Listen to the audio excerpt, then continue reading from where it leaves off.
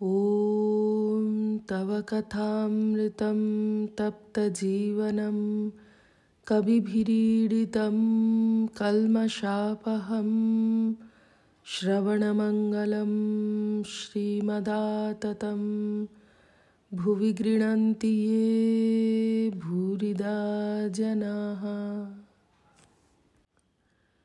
কাশীপুর বাগানে ভক্ত সঙ্গে ঠাকুর শ্রী রামকৃষ্ণ 1886 23 এপ্রিল। শ্রী রামকৃষ্ণ, তুমি আবার এসো। অমৃত, আজ্ঞে, আসবার খুব ইচ্ছা। অনেক দূর থেকে আসতে হয়, তাই সবসময় পারি না। শ্রী রামকৃষ্ণ, তুমি এসো, এখান থেকে গাড়ি ভাড়া নিও। অমৃতের প্রতি ঠাকুরের অহেতুক স্নেহ দেখিয়া সকলে অবাক। পরদিন শনিবার 24 এপ্রিল একটি ভক্ত আসিয়াছেন, সঙ্গে পরিবার ও একটি 7 বছরের ছেলে। 1 বৎসর হইল একটি 8ম বর্ষীয় সন্তান দেহত্যাগ করিয়াছে। পরিবারটি সেই অবধি পাগলের মতো হইয়াছেন। তাই ঠাকুর শ্রী রামকৃষ্ণ তাহাকে মাঝে মাঝে আসিতে বলেন। রাত্রে শ্রী শ্রী মাতা ঠাকুরানী উপরের হলঘরে ঠাকুরকে খাওয়াইতে আসিলেন। ভক্তটির বউ আলো লইয়া সঙ্গে সঙ্গে আসিলেন। খাইতে খাইতে ঠাকুর তাহাকে ঘরকন্যার কথা অনেক জিজ্ঞাসা করিলেন ও কিছুদিন ওই বাগানে আসিয়া শ্রী শ্রী মার কাছে থাকিতে বলিলেন। তাহা হইলে শোক অনেক কম পড়িবে। তাহার একটি কোলের মেয়ে ছিল। পরে শ্রী শ্রীমা তাহাকে মানময়ী বলিয়া ডাকিতেন। ঠাকুর ইঙ্গিত করিয়া বলিলেন, তাকেও আনবে। ঠাকুরের খাওয়ার পর ভক্তটির পরিবার স্থানটি পরিষ্কার করিয়া লইলেন। ঠাকুরের সঙ্গে কিয়ৎক্ষণ কথাবার্তার পর শ্রী শ্রীমা যখন নিচের ঘরে গেলেন, তিনি ঠাকুরকে প্রণাম করিয়া সেই সঙ্গে গমন করিলেন। রাত্রি প্রায় 9টা হইল। ঠাকুর ভক্ত সঙ্গে সেই ঘরে বসিয়া আছেন। ফুলের মালা পরিয়াছেন, মণি হাওয়া করিতেছেন। ঠাকুর গলদেশ হইতে মালা লইয়া হাতে করিয়া আপন মনে কি বলিতেছেন। তারপর যেন প্রসন্ন হইয়া মণিকে মালা দিলেন। শোক সন্তপ্তা ভক্তের পত্নীকে ঠাকুর শ্রী শ্রীমার কাছে ওই বাগানে আসিয়া কিছুদিন থাকিতে বলিয়াছেন। মণি সমস্ত শুনিলেন। পরিশিষ্ট শ্রী রামকৃষ্ণ ও নরেন্দ্র। প্রথম পরিচ্ছেদ। রথযাত্রার পরদিন 15 জুলাই 1885 খ্রিস্টাব্দ, আষাঢ় সংক্রান্তি, শ্রী শ্রী ভগবান শ্রী রামকৃষ্ণ বলরাম মন্দিরে সকালবেলা ভক্ত সঙ্গে বসিয়া আছেন। নরেন্দ্রের মহত্ব কথা বলিতেছেন।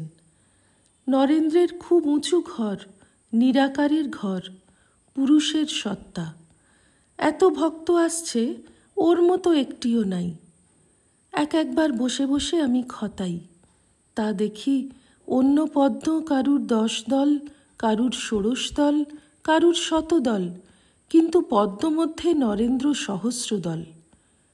অন্যেরা কলসি ঘটি এসব হতে পারে, নরেন্দ্র জ্বালা। ডোবা পুষ্করিণীর মধ্যে নরেন্দ্র বড় দিঘি, যেমন হালদার পুকুর।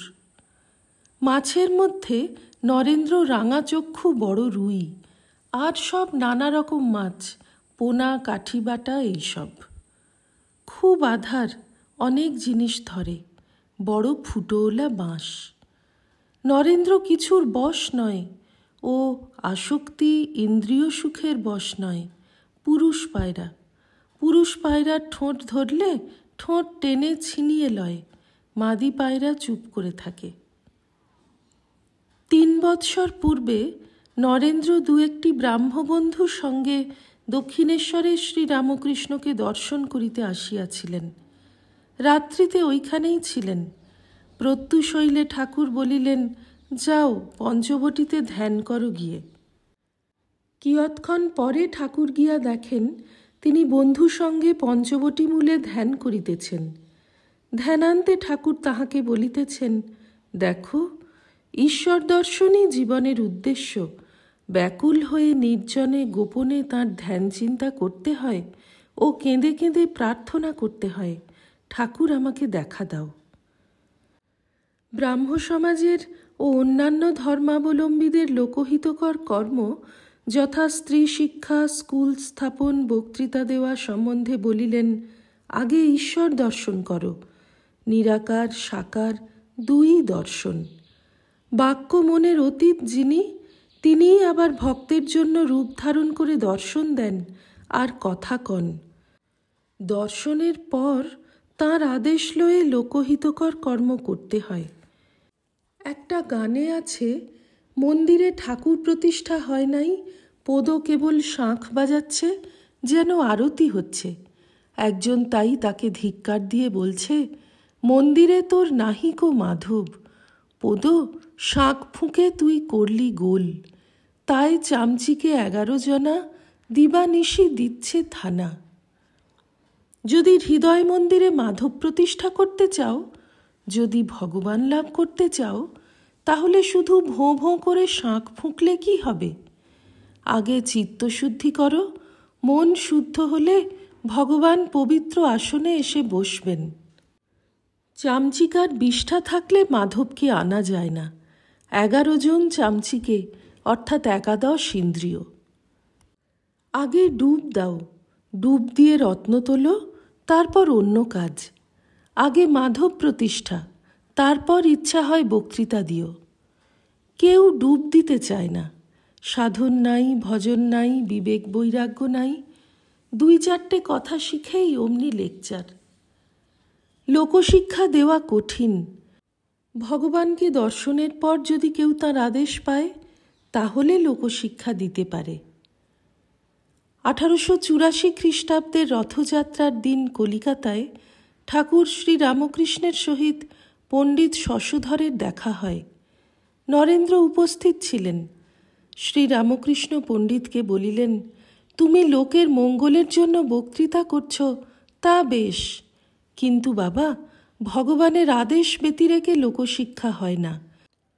ওই 2 দিন লোক তোমার লেকচার শুনবে, তারপর ভুলে যাবে।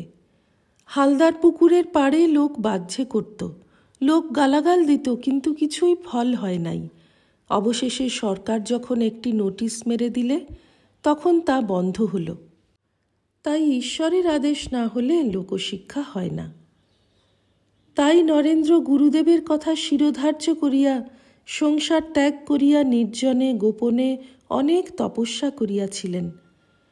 অতঃপর তাহার শক্তিতে শক্তিমান হইয়া এই লোকশিক্ষা ব্রত অবলম্বন করিয়া দুরূহ প্রচার কার্যে হস্তক্ষেপ করিয়াছিলেন। কাশীপুরে যখন ঠাকুর শ্রী রামকৃষ্ণ পীড়িত হইয়া আছেন, একদিন একটি কাগজে লিখিয়াছিলেন, নরেন্দ্র শিক্ষে দিবে।